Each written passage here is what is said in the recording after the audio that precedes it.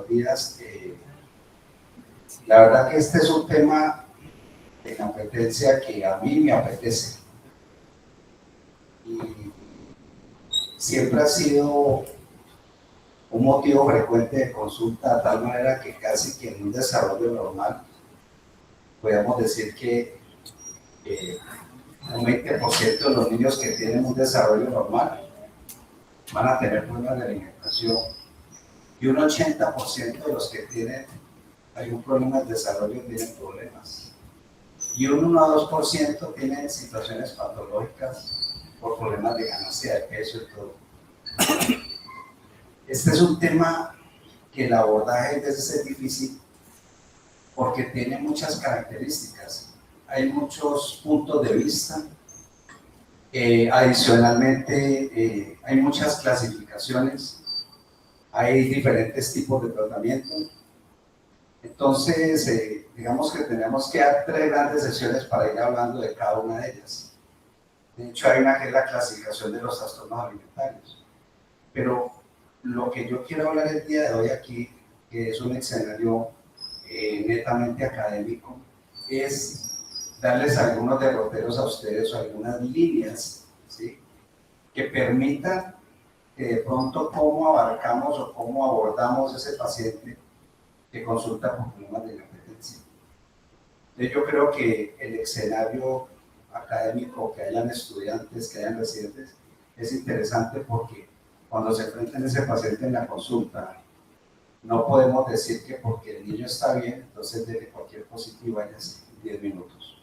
Esta es una consulta que requiere tiempo, paciencia y una buena labor. Pues no tengo ningún conflicto de intereses, que lo piden siempre. Y aquí quiero mostrarles a 2 niños. 2 niños que ustedes lo ven ahí muy bonitos, sonrisa bonita. Si yo de pronto le pregunto a los estudiantes qué edad tienen esos niños, a lo mejor habrá diferencias. Pero digamos que algunos dirán que es escolar, otro preescolar. Lo importante es que ustedes conozcan las edades de los niños, ¿cierto? Y conocer que son niños que los vemos tan bonitos. Ustedes me dirán, bueno, doctor, ¿usted por qué coloca esos niños tan lindos ahí? ¿Por qué no coloca unos de los viejitos que vienen acá? Y resulta que yo lo que trato es de involucrar a un paciente sano para que nosotros encontremos los problemas. Por ejemplo, si yo fuese cardiólogo pediatra y voy a hablar del corazón, pues prefiero que primero ustedes sepan la semiología y luego sí abordemos las cardiopatías. Entonces, lo mismo quiero acá. Yo tengo ese niño que ustedes no saben. Fíjense que nosotros siempre debemos ir un paso adelante, pero siempre nos tenemos que devolver. Porque entre mayor sea el niño, necesitamos más información previa, parece mentira. O sea que si a mí me vienen con un niño, por ejemplo, 2 niños que ustedes lo ven lindos, usted no sabe si fueron maltratados, usted no sabe si son niños prematuros que estuvieron en UCI 3 meses, no saben si son hijos adoptados, no saben si son hermanos, si son primos, no sabemos eso. Para eso tenemos que hacer una historia clínica que nos ayude como en cualquier patología, por simple que sea, ¿sí? Yo reviso mucho con ustedes parasitismo intestinal y les digo, hagamos la historia clínica completa. No es ir a dar un antiparasitario. Lo mismo sucede acá. Entonces, ¿por qué digo que hay que devolverse? Porque la mayoría de los problemas de alimentación se detectan en el primer año de vida. Ahí es donde nosotros encontramos el derrotero mayor para encontrar los problemas del apetito en los niños. Entonces, lo primero es, acordémonos, una historia de cómo la mamá sí en realidad tenía un embarazo deseado, ¿sí? Si la mamá se quería embarazar, si planeó su embarazo. Hay mucha mujer joven que de pronto se quiera embarazar, pero resulta que para embarazarse también usted tiene que tener el deseo de tener un bebé, porque usted puede estar casado y todo y no tiene deseos todavía de embarazarse y quedar en embarazo, y eso es un embarazo de pronto no deseado en el momento. Entonces todo esto influye para que nosotros vamos entendiendo que ese niño se aborda a través de se alimenta a través de ese cordón umbilical. Entonces, si usted tiene ese embrión, pues necesita que esa mamá haya consumido de pronto el ácido fólico para que de pronto posteriormente no tenga problemas del tubo neural, ¿sí? Entonces, digamos que importante que esa mamá esté sana y nosotros ya, siguiendo el embarazo, hacemos esa historia respecto a esa parte prenatal. Aquí es para ver que siempre hay una pareja. Ya nos toca salirnos un poco también de la pareja, porque hay veces son dos mujeres que tienen un bebé porque ha sido por inseminación artificial. Entonces ya tenemos que tener en cuenta todas esas situaciones especiales que hacen que nosotros nos sirvan en la pregunta de un niño inapetente. Entonces, si ustedes ven ahí, la mamá, siempre hablamos de alimentación sana, ¿cierto? Pero fíjense ustedes,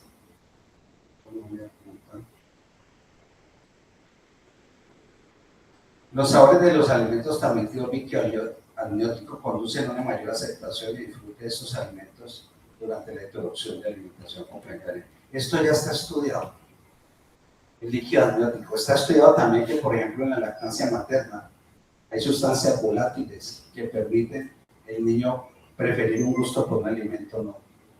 Entonces, y se han estudiado, mire que a las mujeres que le hayan hecho alguna vez en su vida, que tengan hijos, una preparación como psicológica para el parto, les dice, por ejemplo, le dicen a la mamá cuando está en embarazo, este niño le gusta mucho el banano, el limón, y resulta que esas personas, con el tiempo, les gustan mucho esos sabores, ¿sí?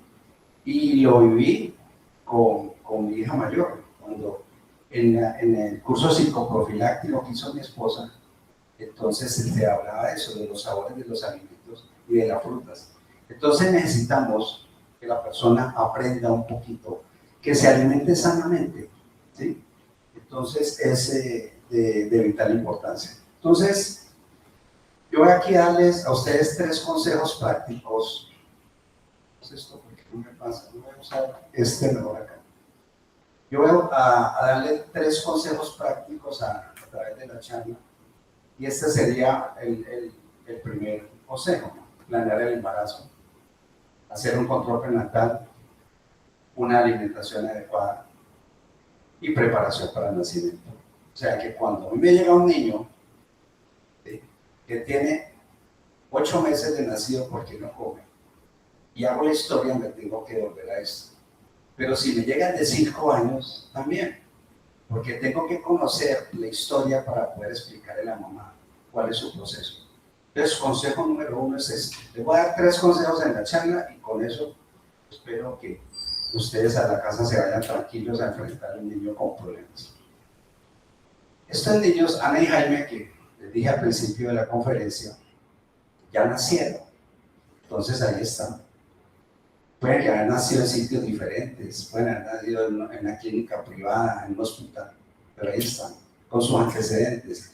Ahora que les decía que por qué no colocaba a un niño muy feíto y bonito, pues imagínense si esa paciente que ustedes le van a preguntar es una gravidad 9, partos 8, abortos 3. Imagínense esa persona con un niño que tuvo problemas o tuvo una preeclampsia, que tuvo un retardo de crecimiento intrauterino, pues vamos a poder tener más problemas. Entonces, hagamos una buena historia clínica prenatal. Aquí es muy importante que conozcan algo. La mayoría de las veces, y yo personalmente lo digo, un niño recién nacido, un niño muy pequeño, que no coma, está enfermo. Es que es muy raro que le digan a uno que un niño sano no come. Generalmente, ¿qué le dice a uno la mamá? Doctor, ¿qué era que le puedo dar a este niño? Es que yo creo que está quedando con hambre. Yo le estoy dando seno, pero yo quiero hablar de niño, es que queda con hambre, llora y llora. Entonces, es muy raro que nos pregunten por eso, pero por eso las clasificaciones han ido cambiando. Y en las clasificaciones es importante que conozcamos algo, como es la regulación de la alimentación. En el desarrollo normal de un niño, es muy importante la regulación autónoma de la alimentación y de las emociones. ¿Y esto por qué es importante? Porque esto va, digamos, pasa por 3 escenarios. La regulación de los ciclos básicos, la reciprocidad diádica, que ya les voy a explicar qué es eso, y la transición en gestión de alimentos y regulación de las emociones. Esos son los 3 pasos en esos niños pequeños. Ubíquense en un niño menor de 6 meses o 7 meses que no quiere comer. ¿Sí? Entonces, empecemos por la regulación de los ciclos básicos. Esta regulación es importante porque debemos conocer los ritmos de sueño y vigilia. La gente desconoce que un recién nacido tiene 20 horas para dormir, que no reconoce todavía bien el día y la noche, que necesita que las mamás nocturnas son importantes porque la prolactina se libera de noche, que necesitan, digamos que los niños tienen unas fases cortas de 20-50 minutos de sueño, que a veces el niño hace y está dormido, pero la mamá piensa que está despierto y lo levanta para darle de comer. Entonces, debemos generar esos ritmos de sueño y él tiene que tener una vigilia sosegada, o sea, estar en un momento sosegado para poder alimentarse. Y también tiene relación con la alimentación y con la eliminación. Entonces debemos tener en cuenta esos ritmos de sueño y vigilia. Los tipos de llanto. Los niños lloran, yo siempre digo, los niños lloran por 100 motivos. Un motivo es el hambre. Los otros 99 son otra cosa. Pero una mamá que respete, 99 es hambre y 1 es otra cosa. Entonces empezamos a no entender, y los niños en la medida que van creciendo, pues van a tener una forma de interpretar a través de sus acciones, de sus movimientos, de chuparse un dedo, buscar la manera de hacer entender a la mamá que tienen hambre, y esa persona de pronto sabe si tiene hambre, entenderlo y alimentarlo.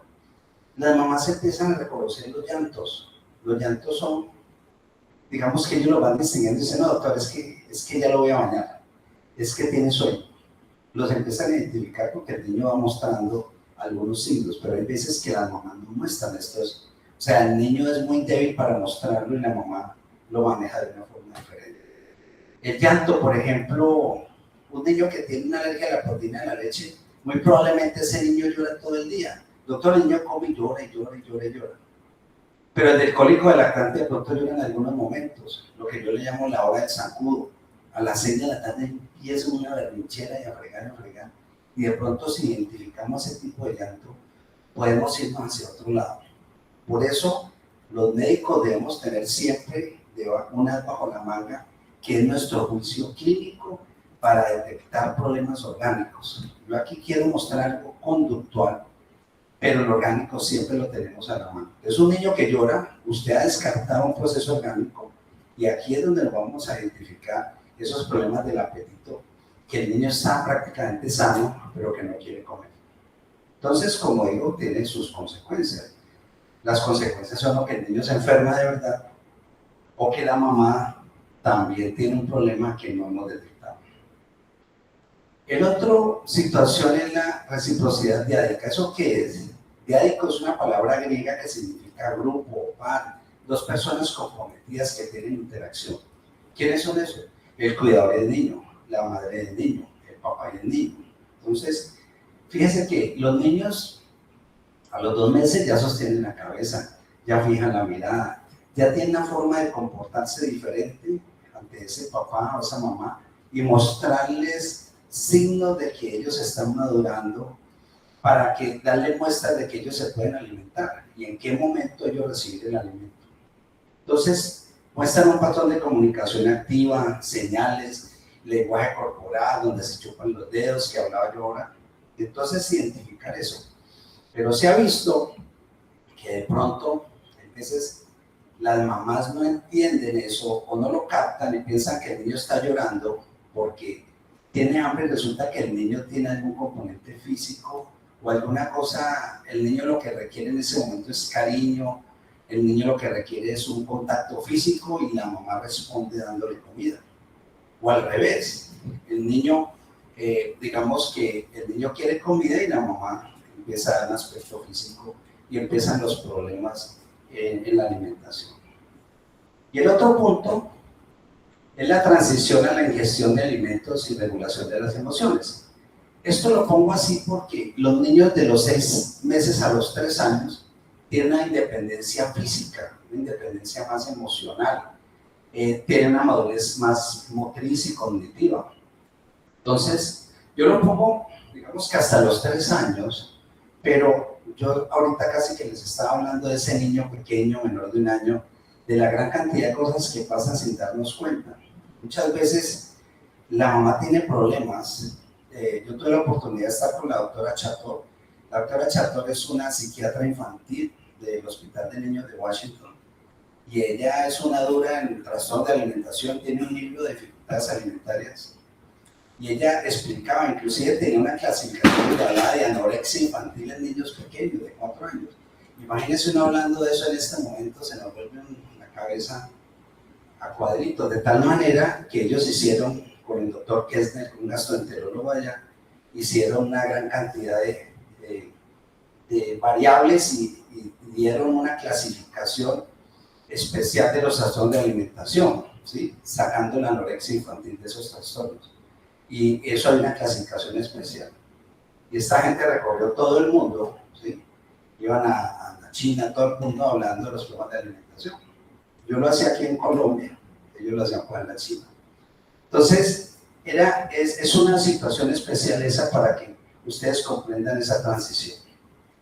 Bueno, entonces, la otra cosa que les quería decir respecto a eso es que, digamos, esa mamá que a veces se comporta diferente con el niño, las han estudiado y les han dicho, bueno, ¿por qué no filmamos a la mamá cuando está alimentando al bebé? Y la han filmado y han visto la rabia que le da cuando él no se quiere prender al seno o no quiere tomar el biberón. Y entonces la mamá responde, el bebé está pellizcándolo. Entonces los han filmado y luego se han reunido para ver la filmación y encuentran que se pueden hacer cosas a favor del niño. Eso lo han hecho.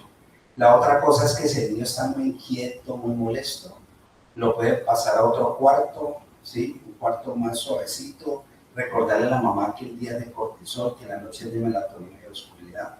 Y entonces tenerlo, incluso hablan de casi que chumbarlo, envolverlo en el momento de la alimentación, dando, digamos, una buena relación en eso. O sea que aquí muchas veces tenemos problemas de la mamá, ¿sí?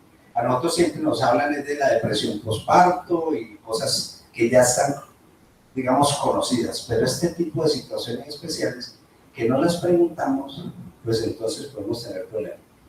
Y la habilidad de la alimentación es muy importante. Siempre han dicho que lo más importante es respirar. Y resulta que en la alimentación, digamos que la alimentación dicen que es innata, que la alimentación se aprende y resulta que es instintiva. Pero la alimentación es instintiva de pronto el primer mes. Que lo diga Javier, como recién nacidos, es instintiva. Pero en la medida que esos sitios como la succión, la deglución, la búsqueda van avanzando y en la medida que el niño va haciendo conexiones cerebrales mayores y que va a tener, digamos, la parte sensorial va a ser más voluntaria, ahí en ese momento ya es aprendida. Entonces nosotros podemos decir que después de los 6 meses la alimentación es un componente aprendido. La otra cosa es que la alimentación, fíjense que alimentarse es de las cosas más difíciles que hace el ser humano. La alimentación, el niño tiene que utilizar todos los sistemas. El sistema cerebral, el vestibular, cerebrovascular, el metabólico, el endocrino, ¿sí? El gastroenterólogo, ¿sí? Todo lo gastrointestinal, todo. ¿Sabe cuánto necesita un niño para deglutir un alimento? 26 músculos y el uso de 6 pares craneanos, aparte de la sensibilidad. Entonces son muchas cosas las que tenemos que hacer y que nosotros de pronto las desconocemos de qué es lo que se necesita. Entonces, para tener esas habilidades motoras, nosotros tenemos, digamos, varias cositas que podemos explicarle a las mamás. La estabilidad postural.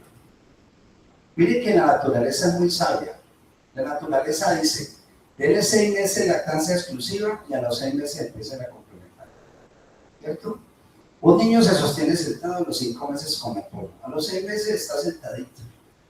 Un niño que ya tenga, que sea capaz de sostenerse sentado 10 minutos, ese niño ya puede estar en una silla. El resto no. El resto tiene que usar las otras sillitas que ustedes utilizan para el carro y todo. Pero eso es importante que lo sepamos. Entonces el niño, la manera postural es importante, porque como voy a hablar ahora, hay otras cosas que se van a esa situación. Entonces, tenga una silla. Ahora, que la silla puede ser alta, ¿sí? Puede ser alta en un principio, pero en la medida que el niño se va, digamos, identificando con la comida familiar, él va a querer comer de la familia. Entonces, si lo dejamos en una silla alta, pues no lo va a hacer. Entonces, necesitamos ajustar esa silla a la mesa. Por eso es importante que situaciones como el desayuno, el almuerzo, la comida, deben ser en el mismo sitio. No es que el niño desayuna en el baño. Es que yo le doy la comida allá sentado, tirado en la pieza, en la sala. Entonces no empezamos a tener un plan de trabajo inicial. Y lo otro es que un niño en una silla evita salirse. O sea, el niño más grande que está en una silla y se para del puesto y vuelve y se siente, ese es un niño vigoroso que no tiene normas que hay que aplicárselas para que aprenda. Las habilidades oral motoras. Esto es importante porque, digamos que desconocemos cómo se comporta un alimento cuando entra. No es lo mismo pasar del seno a la cuchara, ¿sí? Que pasar de los purés a los trocitos. Son dos formas de enfocar la parte motora oral. Entonces empecemos con el niño que va con el seno y el biberón. Entonces, ¿qué le toca en la parte motora oral? ¿Sí? Tiene que recibir, digamos que ellos hacen presión negativa, o no hacen presión negativa con la lengua. Entonces, por eso incluso si uno va a utilizar una taza, tiene que ser con dos asas, pues que las pueda agarrar el bebé. Pero aquí lo que les quiero decir es que los niños, por ejemplo, entre 4 y 6 meses, ya ellos manejan la línea media.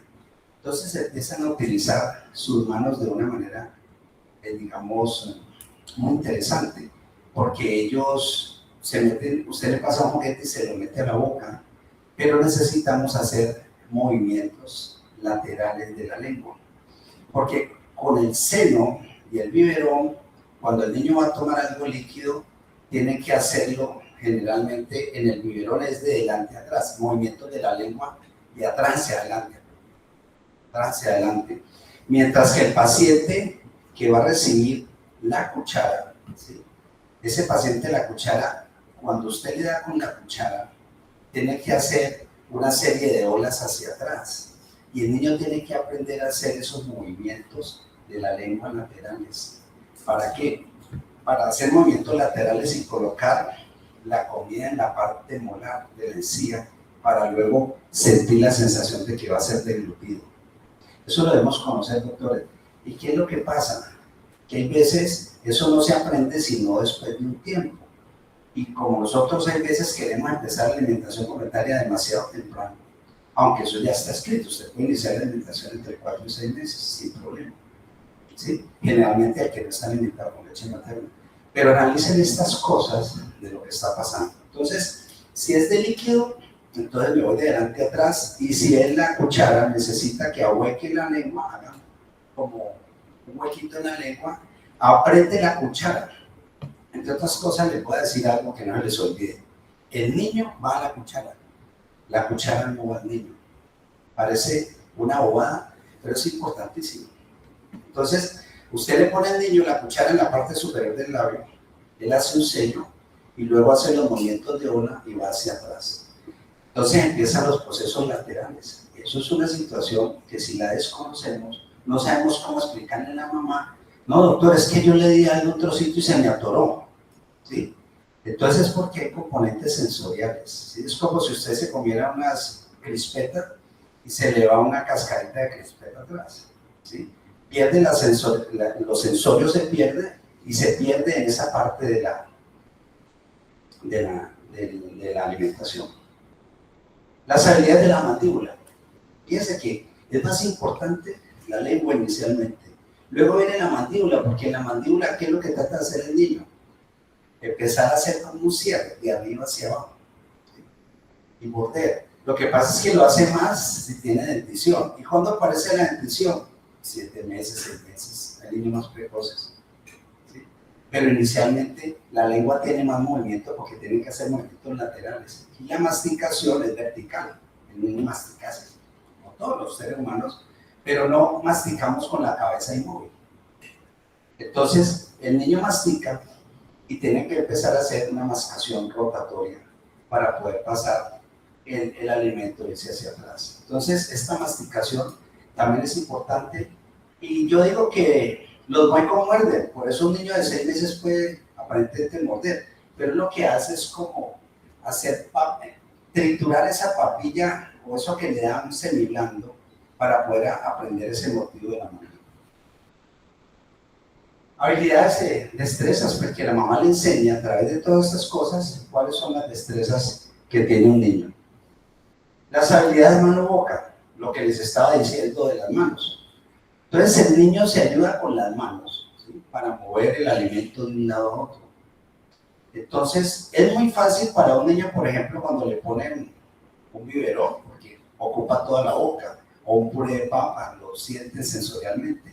Pero el niño se ayuda, entonces cuando le dan un jueguito, él empieza a tratar de ayudarse, pero posteriormente el niño es capaz de manejar lo que es la garra, y de pronto después hacer la pinza que hace con el pulgar y el segundo y tercer dedo, que es la pinza radial palmar, que ellos lo pueden hacer más temprana edad. Posteriormente ya hace la parte, digamos, la pinza que pueden hacer ya 10 meses, 11 meses, que es diferente y ya se puede ellos poner un cubito en la boca, pero mientras tanto les es difícil. Por ejemplo, si usted les da un alimento que sea como un palito, entonces ellos no lo pueden, lo cogen así grande, pero entonces no pueden manejarlo en la boca. Entonces, por eso es importante que ellos tengan esos movimientos laterales del alimento. Entonces, creo que es muy importante eso. Ahora, lo sensorial. Lo sensorial es demasiado importante. Porque por problemas sensoriales que tenemos niños muy selectivos. Y en lo sensorial, les decía yo ahorita que uno tenía la respiración, tenía varias cosas que le ayudan en la alimentación, pero en lo sensorial tenemos los sentidos, ¿sí? El gusto, el olfato, el tacto, la visión, y tratan de que sea más distante, o sea, lo último ojalá que sea la boca, o sea, por donde está el alimento, para hacer los otros sentidos más fáciles, ¿sí? Y tenemos 3 sentidos que poco los definimos, que son el kinestésico, el vestibular y el propioceptivo, que los necesitamos. Ahorita les hablaba que un niño cuando está mordiendo, ¿qué pasa con el líquido en el oído interno?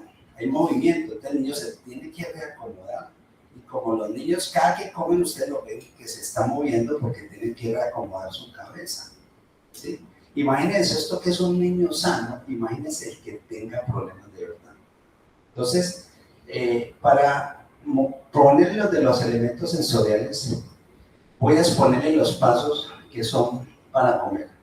Los voy a poner aquí, los voy a poner uno detrás de otro, así. Entonces, el orden del más básico al más difícil. Primero, visual, ¿sí? Lo visual es importante, ese para que por la maleta de conocer el pasajero. Lo visual es importante, ¿sí? ¿Qué le va a dar usted de alimento? ¿Sí? Una cosa de toda estrepada, ¿sí? El niño cómo lo va a ver, importantísimo. Entonces, tolerar el alimento visualmente. Interactuar con el alimento sin tocarlo realmente. Y aquí es donde entran la parte vestibular, la propioceptiva y el kinestésico. Ellos prácticamente están interactuando en el alimento. Es importante. Luego lo pueden oler, ¿sí? O sea que piense que el gusto empieza por el olfato, ¿sí? Si usted pasa por una panadería, huele rico, ¿sí? Pero si usted pronto huele como están cocinando una coliflor, no saben, eso huele rarísimo. Entonces usted quisiera como que cocinando coliflor, pero con el olor a la pizza. El olor, a través del olor nosotros identificamos muchas cosas, porque por la respiración, ¿sí? Por el manejo de la respiración logramos muchas cosas, ¿sí? que manejamos ya a través de la corteza frontal, del sistema límbico, de la amígdala, todas otras cosas que interactúan en estas situaciones de los niños, porque los niños tienen la corteza prefrontal que aún no está muy organizada, entonces depende mucho de la amígdala, que la amígdala es estresante, entonces todo lo ven como un ataque. Entonces necesitamos empezar a que la mamá conozca eso, por eso no vas a pelear con un niño de 8 meses que no se está comiendo a tratar de que te entienda lo que tú le quieres decir. Oler, tocar, pues lógico, el tacto es importante para que aprendan a manejar las texturas, que a veces, fíjense que los niños cuando les dan espaguetis, por ejemplo, le dan espaguetis, entonces ellos cogen los espaguetis y le dan la textura. La carne molida tiene una textura especial para que les toque. Y por último, comer. Ahora, hay una cosa importante aquí en el gusto. Fíjense, doctores, que el gusto primero es en la parte posterior de la lengua. Entonces el niño, el primer año de vida, casi que todos los sabores están hacia la parte posterior de la lengua, la ula y el paladar blando en la parte posterior de la garganta. Pero cuando el niño cumple su primer año de cumpleaños, ¿qué le pasa? Ya esos sabores más en la parte anterior de la lengua. Entonces hacen que cosas que antes le fascinan. Doctor, el niño le comienza a habichuelas, el brócoli con gusto y ya no le gusta. Es como si a mí, al año de edad, hasta el año me han dado chontaduro sin sal y al año me la han chontaduro con sal. Pues definitivamente el sin sal no me lo voy a comer. Entonces y empieza pues toda esa gran cantidad de cosas que hacemos después del año, que yo quiero hacer un llamado de atención aquí. Nosotros al primer año de vida decimos todo lo que no hay que hacer, pero a partir del año hacemos todo lo que no debemos. Así que estamos borrando con los pies lo que hemos hecho con las manos. Entonces, tratar de involucrarnos en los primeros pasos con estos niños. Alimentar y comer.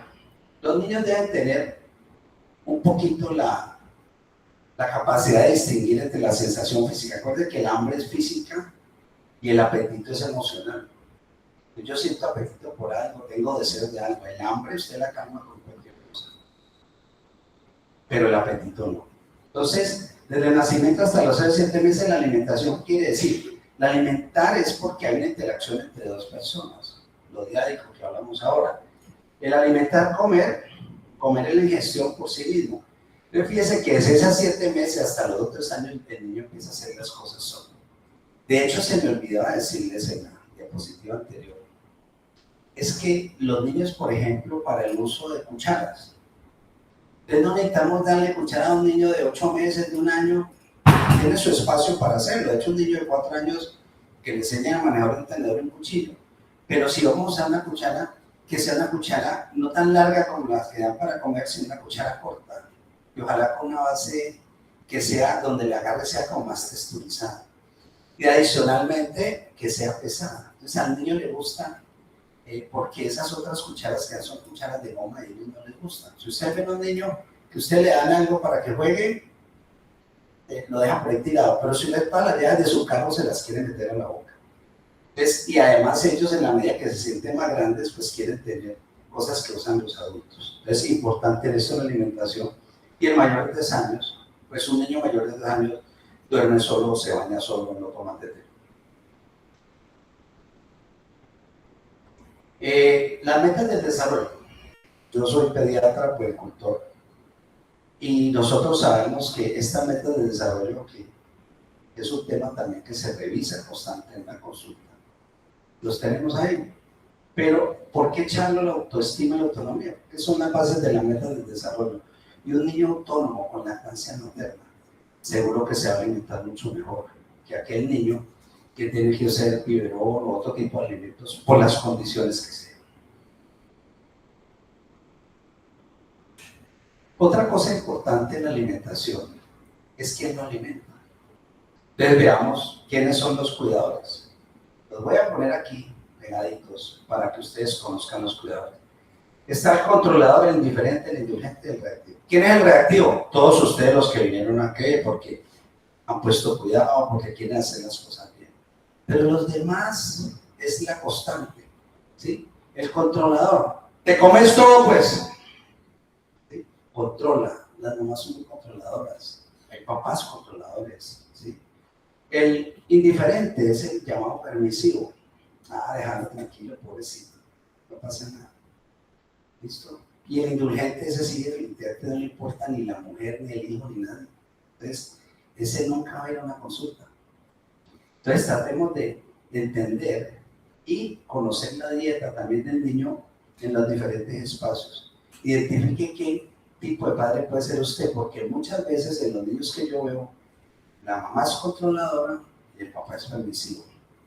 Y en otras ocasiones, como se ha ido cambiando el escenario, el padre es el autoritario y la madre es permisiva. Y déjenme los abuelos, que los abuelos todos somos permisivos. Entonces ahí va un segundo consejo. Ya oyeron el primero. Entonces, detecten banderas rojas en menores de 3 años. Detectemos las banderas rojas. Este niño no está comiendo, ¿será que este niño, cómo lo sientan? ¿Será que este niño tal cosa, tal otro? Piense qué tipo de cuidador es usted y pregunte, ¿sí? Y esté pendiente más en cómo ofrezco un alimento en vez de qué alimento le voy a dar. Porque los niños, les voy a mostrar ahora, tienen unas características para recibir la alimentación. Esta ecuación de la alimentación que muchos de los que están aquí me han visto que la hablo, la repito con el residente rotante, con todos, con el estudiante, la tenemos, la charla está en un drive, tengo el artículo que hice con Daniel Cedeño, pero no lo pude publicar.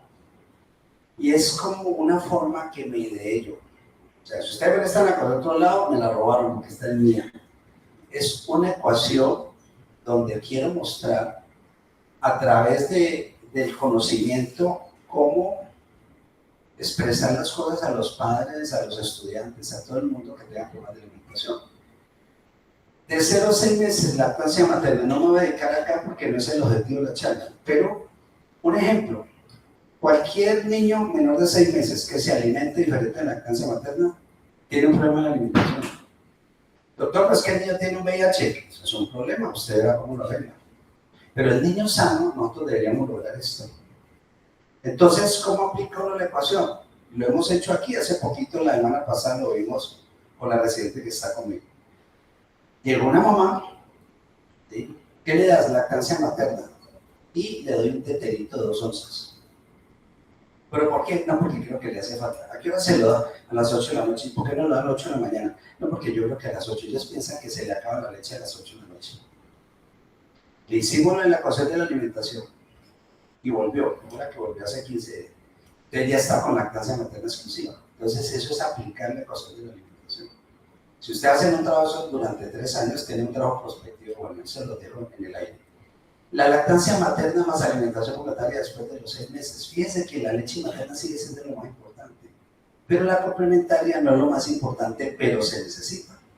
Y tenemos un niño que de 6 a 8 meses necesita 200 calorías, de 9 a 11 300 y mayor 400 calorías. Y que un niño sano necesita más de 750 centímetros cúbicos de leche. Entonces tengámoslo en cuenta con toda la parte motora que hablamos. Y después del año, pues la dieta corriente, la de la casa. Y la lactancia materna sigue siendo importante, pero es parcial. Ya después del año, quien maneja la lactancia es la mamá, no el niño. Y el niño ya debe desayunar, almorzar, comer media mañana, media tarde. ¿Sí? Y si se lo lleva para una finca, no necesitan sino los pañales. Entonces, aprender a conocer esta información para poder aplicar a los pacientes en lo que de inapetencia se trata. Porque es que, ¿por qué lo digo? Porque me traen un niño de 3 años que se toma 15 teteros diarios de 8 onzas. Y después del año, el 70-80% de lo que come es el sólido, no líquido. Entonces, tenemos que hacer el switch para que ese niño alimente sólidos. ¿Y qué pasa? Resulta que necesitaba el alimento sólido de los 8 meses, se lo están ofreciendo a los 18 meses. Y entonces lleva los 3 años y son los que mastican, se le queda la comida en los cabellos, con un poco de problemas que hay que aterrizar a la mamá, que esto viene desde atrás, que esto no se mejora con un suplemento vitamínico. Hasta el artículo que no hemos podido ver si podemos algún día hacerlo. La alimentación complementaria, ya ustedes lo saben, ya tenemos las guías COCO del año 2023, hay mucha cosa, información nueva sobre alimentación, ¿sí? Entonces, entendamos lo de la alimentación, no solamente por el que no come. Ahorita que veo a Inés allá, Inés maneja mucha obesidad, y entonces aquí tenemos niños obesos. ¿Pero por qué? ¿Sí? Porque comemos, porque hay muchos factores, pero entendamos que el niño ideal debe pasar del seno a la cuchara a la taza y jamás ver un tetero. Y este niño, ¿sí?, se debe alimentar súper bien. ¿Y qué es lo que debemos saber de alimentación complementaria? No es qué le vamos a dar al niño, es qué no le vamos a dar. Entonces, no usemos el azúcar, no usemos la sal, ¿sí?, no usemos las coladas, no usemos los jugos, pero la gente insiste en seguir en lo mismo y nosotros tenemos que aplicarlo, ¿sí? De hecho, yo tuve la oportunidad de estar en un congreso en Praga con el doctor Frías, que es el de las guías COCO, y yo le pregunté a él, doctor, ¿y lo de la sal al fin qué? Porque yo iba a hacer la pregunta, me dice, hacerlo un poquito, no pasa. Pero yo no le puedo decir eso a todo el mundo, puede ser algo muy individual, ¿sí? O sea, un niño no se va a morir, pero tenemos que asumir responsabilidades de no utilizarla antes del año, ¿sí? Pero ustedes ven a los niños que el papá está en mimos y está comiendo un helado y le va a probar al niño de 7 meses y el niño feliz de la vida. Entonces, saber aprender con la alimentación porque luego sí vienen los problemas. En lactancia materna exclusiva, recuerden ustedes conocer los signos de buen agarre. Yo estoy seguro, ahorita en 15 días me toca dar la charla de lactancia materna a los de 4º año. Y es esta pregunta de una vez para su casa. ¿Ustedes saben cuánto produce una mamá de leche en el día? ¿Ustedes saben cuánto produce el calostro por toma? Entonces, si no sabemos, ¿cómo le decimos a una mamá que el niño se está alimentando bien? Entonces, es como tener consideración de que la lactancia no es solamente dele, sino cómo se la doy, cómo le explico, cuáles son los signos de agarre y conocer todas las recomendaciones importantes. ¿Cuántas calorías tiene una onza de leche? ¿Sí? La otra vez que Javier presentó aquí lo de bancos de leche, vamos que una onza de leche tiene 20 calorías, pero una mamá en su onza de leche puede tener 25, 26, pero no todas, no las conocemos. Entonces tenemos que saber ese tipo de cosas para poder ofrecer al niño por qué se está cansando o no, o qué es lo primero que sale del seno, si los carbohidratos, las proteínas o las grasas. Esto solamente para decirles a ustedes que si no tienen tiempo para saber de lactancia, apréndanse en esto y eso se lo pueden explicar a cualquier persona de por qué la lactancia puede ser lo mejor. Ojalá en esos 6 primeros meses de vida, para que hagamos una prevención y el niño no tenga problemas de apetito estando sano.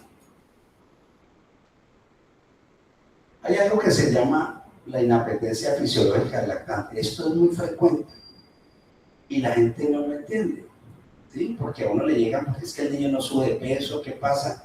Y resulta que en Colombia regularmente un niño nace con 3 kilos, lo duplica entre 4 y 6 meses, lo triplica al año y lo cuatriplica a los 2 años. Un niño se gana más o menos 25 centímetros de talla el primer año y más o menos 12 la mitad del segundo año. Entonces, ¿qué pasa con ese niño que te tienes de 15 meses y la mamá dice, no, es que mi hijo no come, es que quiero que no come, es que mi hijo no gana peso? Y usted le hace el cálculo, mire, de 9 a 12 son 3 kilos en un año. Dígalo entre 12 le da como 250 gramos mensuales. Entonces, el niño al año le pesó 9 kilos, a los 13 meses 9.250, a los 14 9.500, a los 15 9.750, y cuando ya va a llegar a los 10 le da una diarrea, entonces baja 9.700 y la mamá, mi hijo no pasa de 9, doctor.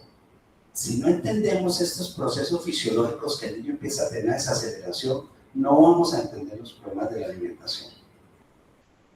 Mire, por ejemplo aquí, ¿qué plato tiene más comida? Piensen antes de mirar la respuesta. Hay exactamente la misma cantidad. Es igual que cuando uno si usted le da una chuleta del bochinche bien grandota, ¿cierto? Así como casi. Es como el niño, visualmente, lo que les decía ahora, el niño visualmente tiene que ver la cantidad, la mamá quiere que se coma el chiquito con toda esa cantidad, que se lo coma rápido y que se lo coma todo. Y no entendemos que es la misma cantidad, pero que visualmente puede ser diferente para el niño. Mire lo que prefieren los niños, los colores. Mire lo que prefieren los adultos. El niño hasta 7 comidas. El niño se acostumbró a que le dan con frecuencia. Una cosa importante, el componente principal en la sección inferior derecha, estos se han estudiado esas cosas para mirar dónde el niño se puede alimentar mejor o qué le gusta. De hecho, me tengo que volver un poquito a los sabores. En los sabores, fíjense que hay un sabor ya estudiado para los elementos amargos, que es un gen como el rastastas, para que se acuerden así. Y entonces el niño le tiene aversión a ciertos productos amargos. Han hecho estudios en prematuros, dándoles azúcar, sal, ácido, agrio, y ven que lo que es el azúcar al niño la palatabilidad es mucho mejor. Entonces, definitivamente tenemos cosas que manejar con el gusto, que a veces desconocemos porque no nos gustan unas cosas o las otras. Generalmente, cuando una mamá va a la consulta, yo le digo, bueno, ¿y usted qué ha hecho para que su niño no coma? ¿Qué no he hecho, doctor? He hecho de todo, ¿ya? Yo le canto, yo le hago, yo le trato de cambiar una cosa por la otra, yo le ofrezco cosas. Yo le digo, señor, usted no ha hecho absolutamente nada. Porque persuadir, distraer, obligar o pegar son las 4 cosas que usted nunca debe hacer para que el niño coma. De hecho, la primera pregunta que yo hago es pegar. ¿Usted le ha pegado? Y ella abre los ojos y el niño hace así. O sea, sí le han pegado. Entonces no le dé miedo. Una mamá me dijo, yo no le he pegado, pero lo tengo a punto, caramelo, estoy que le doy. Porque es que una mamá está cansada de hacer lo mismo y termina haciendo cosas que no debe hacer. Entonces no le peguemos a los niños, no tratamos de persuadirlos, de distraerlos. No hagan estas cosas que no sirven para nada en un niño sano que tiene un problema de conductas alimentarias. Esto lo quise traer solamente para quitarlo.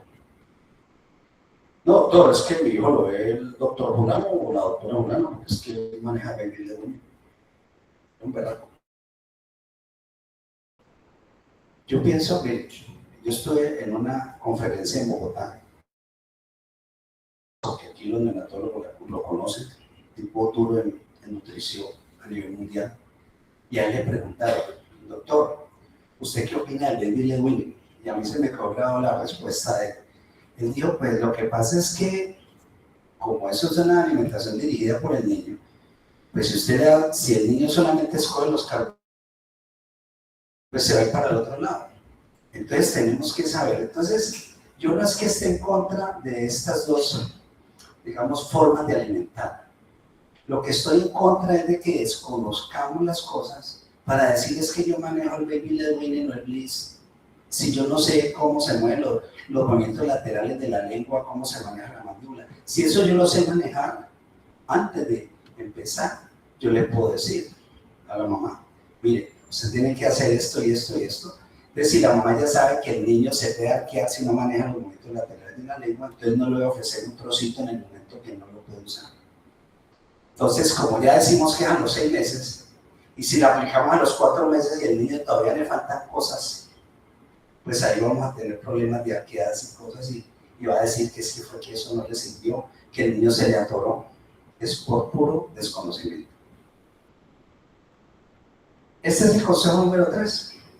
Aplique la ecuación de la alimentación, que le puede ser muy útil, y evitamos así niños inapetentes. Los principios, con esto ya voy a terminar la conferencia. Principios de la alimentación. Alimentación en intervalos regulares y evitar la distracción. Alimente regularmente. Un niño puede desayunar, almorzar, comer, tener su media mañana, su media tarde. ¿Sí? Porciones pequeñas de alimentos que puedan repetir. Miren la foto. Entonces, más bien sírvanle poquito, que si quiere es bueno que el niño repita, y no sírvanle bastante para tener que pelear con él. Mantener la silla alta, sí, en la silla alta hasta que el niño se pueda, digamos, estar con los padres. Las comidas no deben durar más de 20 a 30 minutos. Vea, doctores, un niño que después de 20 minutos de haberle servido el desayuno, el almuerzo, la comida, no se lo ha comido, ya no se lo va a comer. Entonces no insista. Señora, ¿cuánto demora usted el niño comiendo? 1 hora y media a 2 horas 15 minutos, doctor. Sí. Es como si usted le dijera a la secretaria, no, pues usted vuelve a las 3 y después que haga la siesta y todo. Es como empezar a reconocer ciertas cosas que debemos hacer para que el niño se alimente mejor. No ofrezca más de 3 alimentos por comida. Tenemos carbohidratos, grasas, proteínas. Tratar de alimentarnos lo más cómodo posible. No elogiar de criticar por la cantidad que quiere. Más bien use el elogio para todas las cosas buenas. No esté criticando todo lo malo que hacemos. Nosotros nos volvemos críticos de todo. ¿Sí? Ya la selección no clasificó y ya la volvimos nada. Entonces, no seamos tan críticos. Analicemos las cosas como son. ¿Qué es lo que nos sirve? Elógielo cuando se puede hacer y posiblemente al niño le van a gustar más cosas. No debe ser una recompensa ni expresión de afecto de los padres. Entonces, si tú te comes todo, yo te llevo como un helado. Eso es persuadir, lo que les decía, cosas que no se deben hacer, porque el niño va a tomar eso como una conducta que va a ser repetitiva y que a él le va a servir. No permitir la grosería. Doctor, es que mi hijo me pega patadas. Un niño que le pegue patadas a la mamá es porque la mamá lo ha permitido. No es que le tengas que dar otra cascada, o sea, no, sencillamente es no permitirlo la primera vez. Si usted la primera vez a alguien lo agrede, y usted le habla claro y justo, muy probablemente eso no va a pasar más. Redirigir la atención del niño de 3 años cuando se distraigan en comidas. Si están distraídos, de alguna manera buscar eso. Entonces, no le ponga ningún tipo de distractores. Y exposición a nuevos alimentos de forma continua y persistente. Esta trabaja, yo hace una cosa que se llama la neofobia. Los alimentos nuevos le tienen a veces temor y hay que seguirlos ofreciendo hasta 10, 15 veces hasta que ellos lo dejarlo en el orden que les decía, dejarlo que lo vean, tocarlo, todo ese tipo de cosas para que las cosas funcionen bien. Bueno, mostrarle 3 videos corticos, algunos de pronto ya los conocen, pero el video tiene enseñanza. El primero es un paciente que vive en San Andrés, que tenía 8 meses, ya tiene como 6 años, paciente mío, y me permitieron que tenga el video. Entonces, no, todavía no hay video, un momentico. Les iba a decir esto, que ya lo he repetido muchas veces, que uno debe tener un niño, debe desayunar, almorzar, comer, su media mañana, su media tarde y libre de alimentos en los espacios. Si un niño a los 3 años tiene un almuerzo a las 12 del día o a la 1, pues su media tarde es a las 3. Pero la mamá lo oye chichoso en el consultorio, entonces a las 2 le quiere dar un tetero. ¿Por qué? Entonces empezar a tenerle que el niño tenga sensación de hambre y saciedad. Cuando hay sensación de hambre y saciedad, las cosas funcionan mucho mejor. ¿Sí? No es ponerlo a aguantar hambre, es sencillamente el hambre y saciedad. Esto es para decirles que en Colombia, nosotros, o sea, las mamás persiguen a los niños para de comer. En otras regiones del mundo, sitios del África, los niños persiguen a la mamá para que le den comida. Entonces, estas son cosas que debemos tener en cuenta, porque mucha comida se elimina y se bota fácilmente. Aquí va el primer video. Mire este niño. En esa época, mire que ya está sentado. Tenía en esa época, creo que 9 meses. Mírenlo cómo se alimenta con un brócoli y pollo. Mírenlo cómo usa sus manos. Miren lo que hace. ¿Sí? Nosotros, incluso yo mando a los pacientes a pacientes de terapia motora oral, a fonoaudiólogas muy expertas en eso, en ayudarles a hacer eso. Pero el conocimiento de por qué hacen eso lo debemos tener nosotros. Y como no lo tenemos, terminamos haciendo lo indebido. Ese es el video de un gatito. Ahora miren este. Paciente, 8 meses tenía, me acuerdo, grandecito. Fue al consultorio y me llamó mucho la atención comiendo una manzana solita a los 8 meses. Entonces, las cosas sí pueden funcionar. Entonces yo le dije al Señor, déjeme, yo filmo a este niño porque me gustó mucho. Y este último video, que yo creo que ya lo conocen en todo Colombia, es un video para que vean lo que usted no debe hacer y por qué le consulta a la mamá.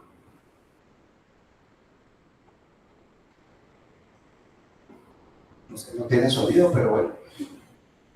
Está viendo película, está con un carro, la mamá le está dando unos frijoles, ¿sí? Y resulta que, mire, ¿de qué manera podemos un niñito de 18 meses, ¿sí?, enseñarle a comer o darle tips en inapetencia? Entonces, ese es un punto que lo tengan claro. Entonces, el consejo número 4 es que si usted estuvo atento, muy probablemente puede ayudar mucho en ese proceso de la alimentación. Entonces, antes de, ya tenemos a Ana y Jaime, ya saben que si estos niños los vamos a tener así, pues es porque nosotros conocimos todo lo que es la parte importante de ellos. Entonces, fíjense que lo que les traté de dar en la conferencia de hoy son los tips para que ustedes entiendan cómo afrontamos un problema antes de, cómo hacer una historia, cómo todo, ¿sí? Ya la clasificación, otro día se las doy con mucho gusto, que esa charla también la tengo, clasificación de los trastornos alimentarios, y ahí sí hablamos de cada uno de ellos por separado. Bueno, muchísimas gracias. Si hay alguna pregunta, con mucho gusto. Gracias, muy bonita conferencia y muy didáctica. Preguntas, comentarios.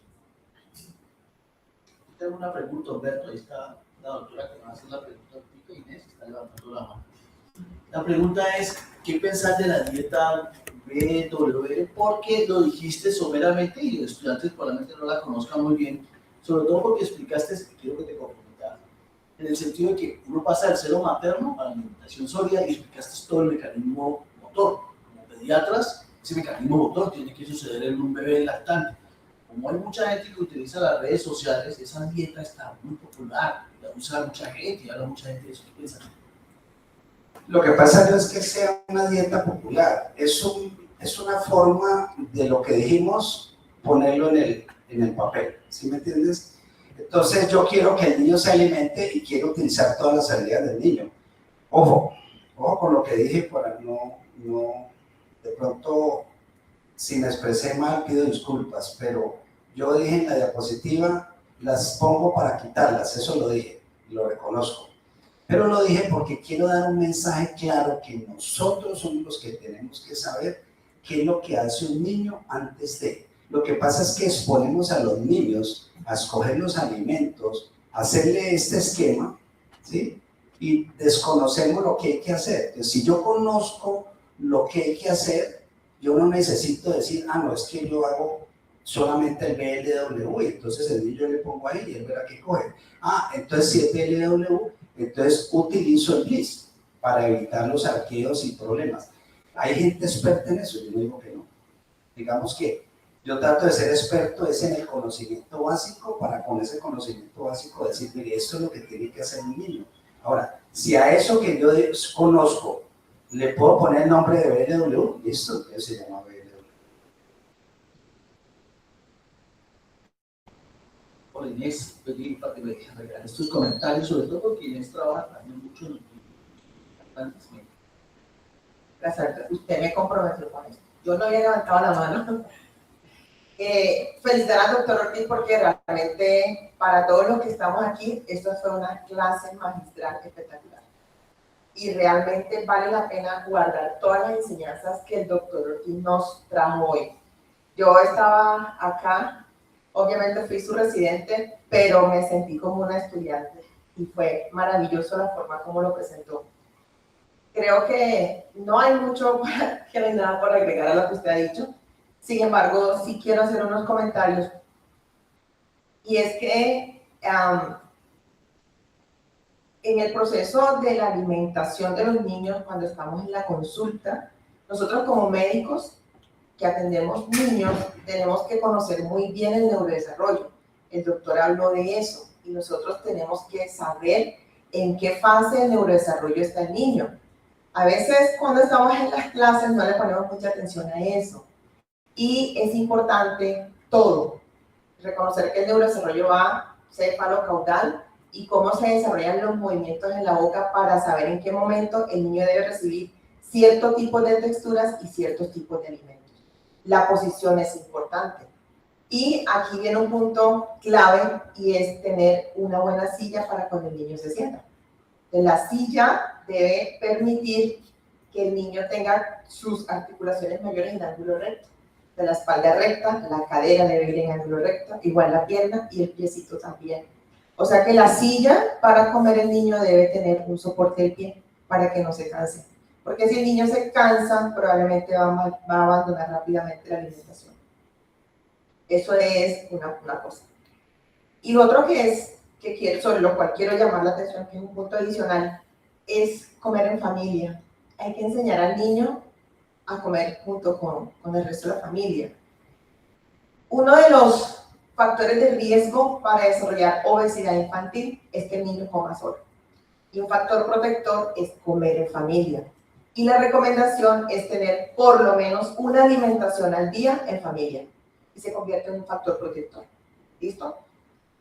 Y ya todos saben que los niños aprenden a comer lo que nosotros les enseñamos a comer como adultos, ¿sí? Nosotros somos los que le ofrecemos el alimento al niño y el niño decide cuánto se va a comer. Y el doctor lo dijo en algún momento, no debemos obligar al niño a comer más allá de lo que realmente debe comer. Uno de los fenotipos de obesidad que se ha reconocido últimamente es el que está asociado con el hambre emocional. Y el hambre emocional empieza desde que nosotros asociamos la alimentación con el manejo de las emociones. Entonces, cuando el niño está pequeño y está llorando, entonces le decimos, venga, no llore, yo le doy un dulcecito, pero no sigue llorando. Y eso va fomentando el hambre emocional. No dejamos que el niño aprenda a manejar, a reconocer y a manejar las emociones y reemplazamos esas emociones por comida. Y ahí estamos fomentando uno de los factores de riesgo para desarrollar obesidad infantil también. Entonces, para dejarles resaltadito, y otra cosa, el niño debe tener un puesto en la mesa. Eso quiere decir que el niño debe comer en el comedor y debe tener su propio puesto. Eso nos ayuda a fomentar, dentro de las metas del desarrollo, nos ayuda a fomentar la autoestima y la autonomía también, donde el niño reconoce que él tiene su puesto, su lugar en la mesa, así como lo tiene dentro de la familia. Entonces, 3 puntos importantes. 1, dejar que los niños expresen las emociones y no manejarlas con comida para poder controlar ese fenotipo emocional que no se nos vaya a desarrollar mucho. Comer en familia como factor protector y reconocer todos los periodos del neurodesarrollo para de esa forma poder ayudar al niño a que desarrolle una mejor manera de alimentarse. Muchísimas gracias. Su amiga ya tenía que decir. Y Humberto, una última pregunta porque no vamos más motivados. El uso de alimentos procesados. Y hay una tendencia, bueno, redes sociales, televisión, a promocionarlos. ¿Qué pensar de eso del 12 meses? Yo creo que si nosotros nos alimentamos sanamente y bien, de pronto no necesitamos ningún suplemento. Yo recuerdo mucho un profesor, que fue profesor tuyo también, Javier y Carlos, el doctor Julio César Reina. El doctor Reina, aquí en la residencia, me acuerdo que me decía, ya Humberto, un suplemento es para el que lo necesita. No. Entonces, nosotros tenemos que mirar es para qué necesitamos un suplemento. El doctor Frisberg, él es un doctor brasilero que ha hecho estudios incluso con estimulantes del apetito en niños. Entonces, él dice que los estimulantes pueden servir una semana como una manera placebo. Pues ven que como que el niño mejora algo de la partida, pero resulta que vuelve a lo mismo. Y además tiene una acción central. Entonces no se justifica tener una acción central y repetir algo que lo puede manejar con conductas. Las dietas poliméricas, por ejemplo, los alimentos que se pueden dar como suplementos, el que lo necesita, incluso en niños inapetentes usted lo puede hacer. Usted dice, yo le doy este suplemento mientras la mamá se organiza que tiene el niño y le pueda comer, pues yo le garantizo que le dé el suplemento una vez en la noche, ¿sí? Pero que no lo reemplace ni el desayuno, ni el almuerzo, ni la comida, ¿sí? Que eso es, digamos. Y lo otro, creo que hace poquito dieron la charla sobre la dieta ergonómica, donde hablaban de tanto producto que se vende, que porque es que el niño hace ejercicio mucho, entonces doctor necesito que usted me le dé mucha proteína para esto. Entonces son cosas que hay que hilar con mucha, digamos, como muy cuidadosos en lo que decimos, porque ustedes saben que lo que nosotros digamos se puede escuchar y de pronto generar, digamos, dilemas o generar cosas que yo voy a hacer eso que me está diciendo el doctor. O sea, si alguien me escuchó decir lo que yo le dije de los movimientos laterales, y le vaya y hágalo, apréndaselo de memoria que eso es verdad, eso está escrito, eso me lo inventé yo, ¿sí? Ya lo otro, pues todo el mundo tiene derecho porque nosotros todos opinamos diferente, todos vemos la alimentación diferente, hay muchas cosas. Acuérdense que hay una dieta como la dieta Jaramillo en el Quindío, que muchos no conectamos con ello, pero muchas personas sí. Entonces ahí es como dejar un poquito a criterio los demás, pero si tú me preguntas el suplemento, eso es lo que te puedo decir. Ahora, la dieta chatarra, pues sí, los ultraprocesados, pues lo estamos diciendo que no es lo mejor. De hecho, ya se está diciendo que aparezcan las grasas saturadas y todo lo que hay para revisar qué puede recibir un niño o no. Entonces, hay muchas cosas que debemos tener muy en cuenta. Bueno, muchas gracias. Bueno, 8 días. Luego.